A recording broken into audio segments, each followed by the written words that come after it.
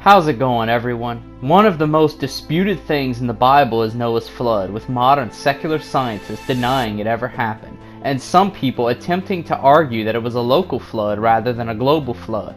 The reality is that the biblical flood was the single greatest catastrophe the earth has ever experienced. See, we are not seeing the same earth today that Adam and Eve saw. The scale of the flood changed the geography completely into what we see today. But if the biblical flood was, in fact, a global catastrophe unlike anything else in history, then there must be evidence for such a catastrophic event. There is evidence, and the evidence is all around us. One of the most prominent scientific theories first proposed by Dr. Walt Brown is called hydroplate theory, and it is the best explanation for how the flood explained the geology we see today. Keep in mind there are other flood models, and while I am a hydroplate theorist myself, that doesn't mean I am dismissive of the other flood models. In fact, all the different models complement each other very well, but that's a story for another day. For the purposes of this video, I will focus primarily upon hydroplate theory. Since I don't want my video to be 2 hours long, I'll keep it as condensed as possible and focus only on introductory level pieces of evidence verifying the global flood. But first, we must address the most basic question. Why a global flood and not a local flood? We read about the flood in Genesis chapter 6 through 9, and it's one of the most detailed events in the Bible, beginning with God's decision for bringing the flood, as we read in Genesis chapter 6 verse 1 through 3. When human beings began to increase in number on the earth, and daughters were born to them, the sons of God saw that the daughters of humans were beautiful, and they married any of them they chose. Then the Lord said, "My spirit will not contend with humans forever, for they are mortal. Their days will be 120 years. Some people take this statement from God out of context to suggest that man's lifespan is 120 years.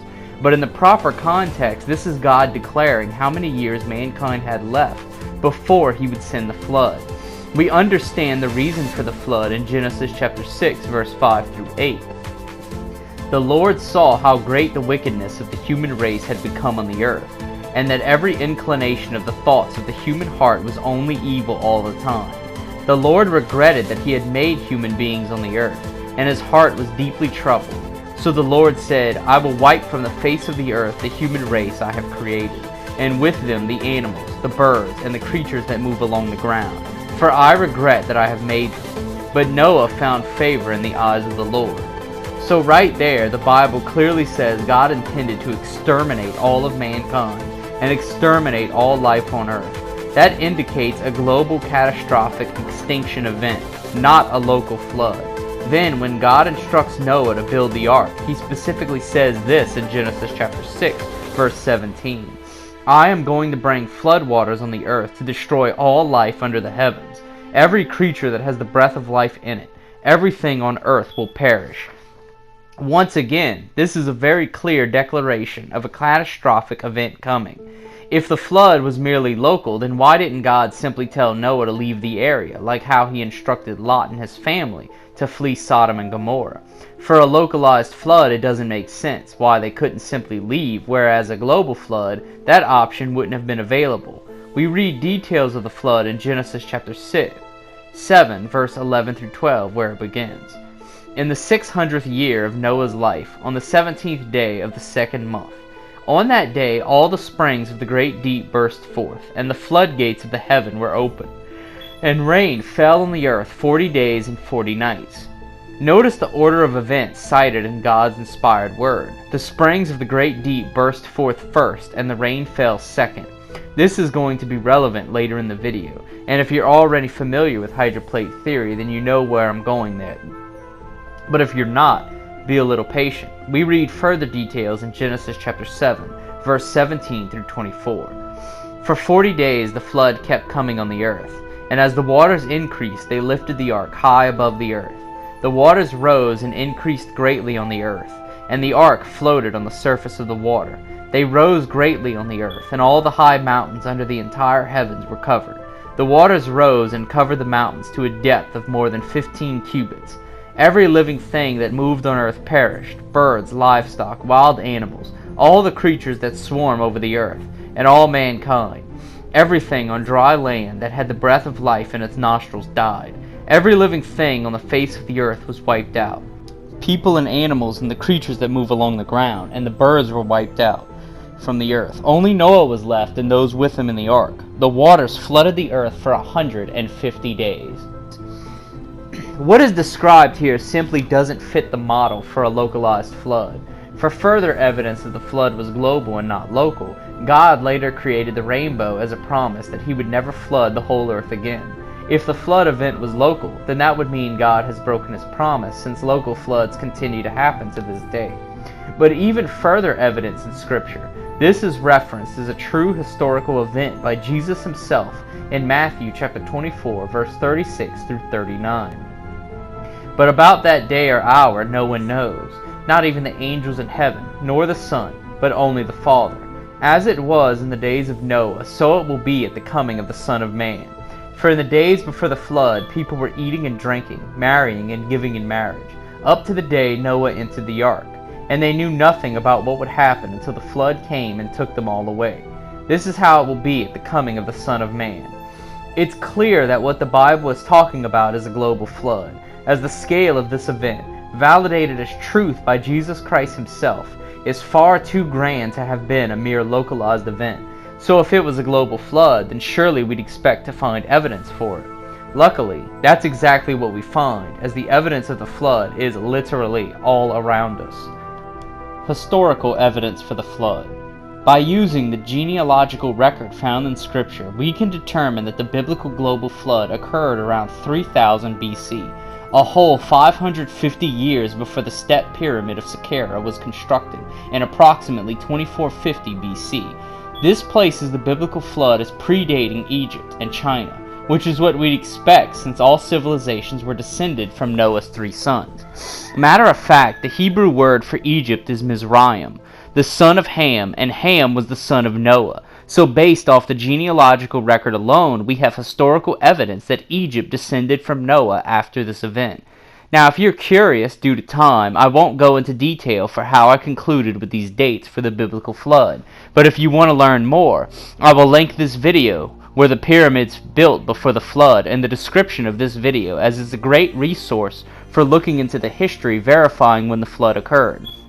So since the flood even predates recorded history as expected, what we find in the earliest civilizations is over 250 accounts of a global flood. We have archaeological evidence verifying the flood account, and here are some of them.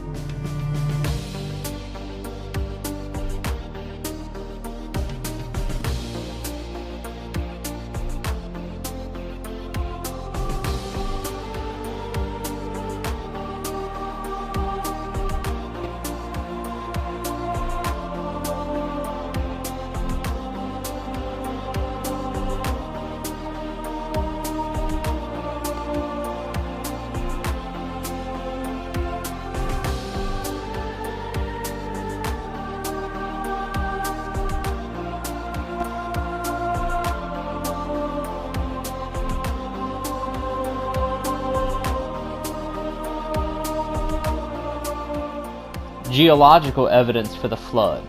Now, if archaeological and historical evidence passed down from Genesis throughout the earliest civilizations wasn't enough, we literally have the geological evidence of the flood all around us.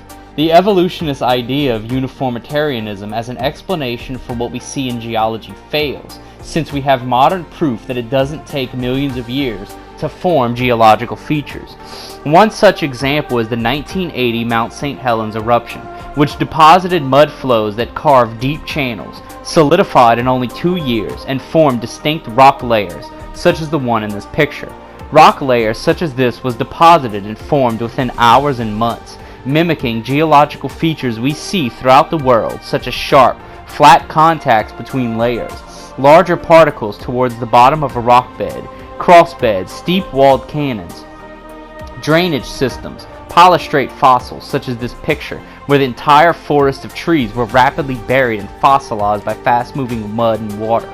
Millions of years wasn't necessary to form new geological features, as it formed quickly and rapidly. The only thing that was necessary was a large quantity of water, effectively becoming a smaller version of how the flood formed these same types of geological features throughout the world. Another example is the 2011 flood in Missouri State that displaced acres of earth, leaving behind gullies and rapidly changing the topography to resemble desert areas often found in the West. Floods in Texas has also produced similar topography to the landscape. So if local floods can carve small steep-walled valleys and leave behind miniature plateaus, then massive continent-wide floods would undoubtedly create similar structures on a much larger scale. The Missouri flood-washed farmlands compares with areas in Arizona and the look similar to the Badlands of South Dakota. It has effectively rapidly created new geological features, just as the mud flows of the Mount St. Helens eruption has done.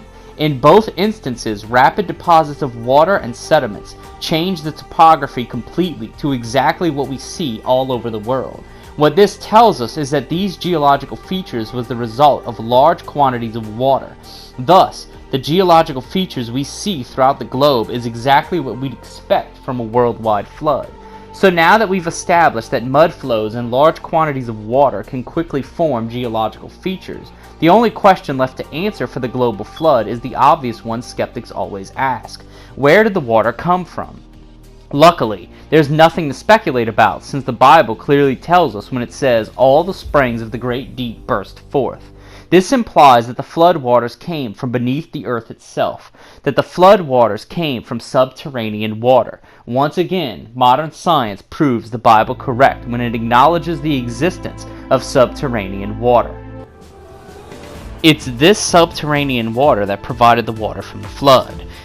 And this is where hydroplate theory comes in as explaining the biblical flood and how everything transpired, creating the geological features that we see today.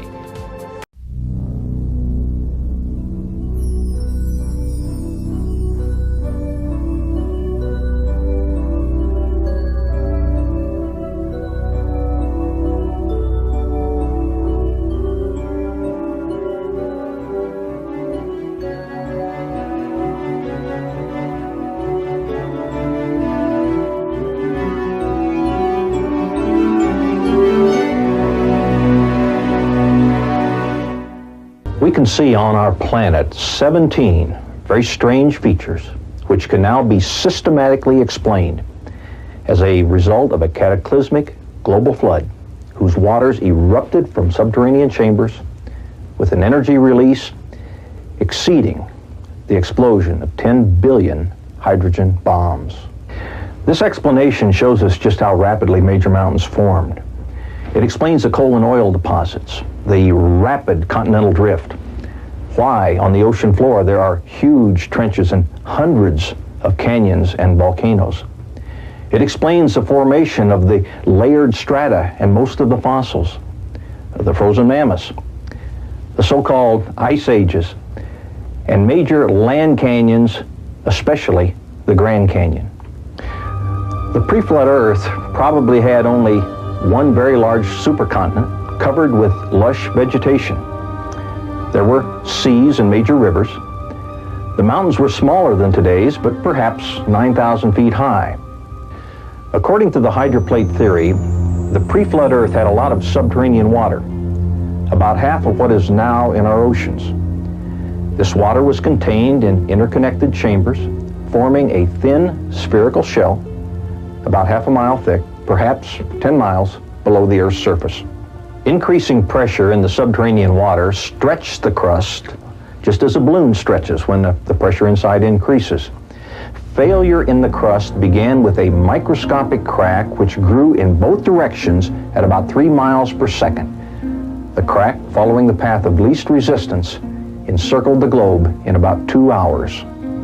As the crack raced around the Earth, the overlying rock crust opened up like a rip in a tightly stretched cloth.